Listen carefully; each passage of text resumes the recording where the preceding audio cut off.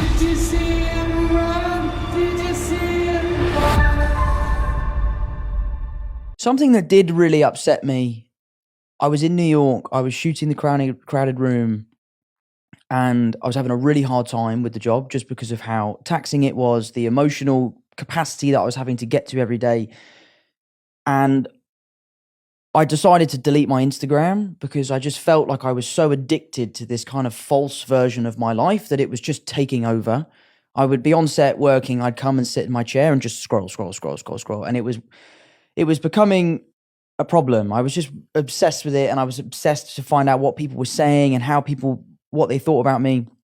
So I decided to make an announcement, which unfortunately we have to do, and say that I'm taking a break from social media. And I tried to position myself and say, like, I'm taking a break from social media because I feel like my mental health will benefit from it. And the thing that really upset me is the press ran with that, and they tried to make out that I was having this mental breakdown.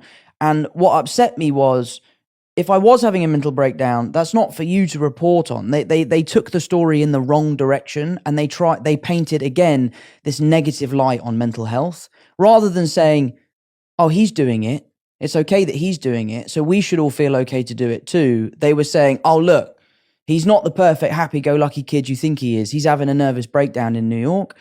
And I think that was a really unfair line of journalism, let's say, because I just think it again kind of painted people looking for help in the wrong light, if you know what I mean. Yeah, absolutely. It almost sounds like you were actually preemptively going, I'm doing this so that I don't go in that direction. Totally. So, at least I'm not trying to put words in your mouth, but absolutely. It's almost like I'm proactively seeing that I could end up in a position where I might have a breakdown. I don't want to be in that position. And so I'm responsibly saying, guys, I'm taking a break in order to protect myself. 100%. Yeah, which makes a lot of sense and actually is quite admirable again. Totally. Yeah. And that's kind of what the message of the show is about. Like the message of our show is that asking for help should be something that we celebrate. Yeah. If you're struggling, if you need help, if you feel bad and you wake up and you go to a friend, a therapist, a teacher, an employee or a colleague and say, I'm really struggling, I need some help. That should be something that we give you a pat on the back. Like, I would love to help you. I'm delighted that you asked me. And that, for me, that announcement was kind of my olive branch, and the press ran with it how they ran with it. But to be fair, it kind of gave me a great drive to finish the crowded room in the way that we did.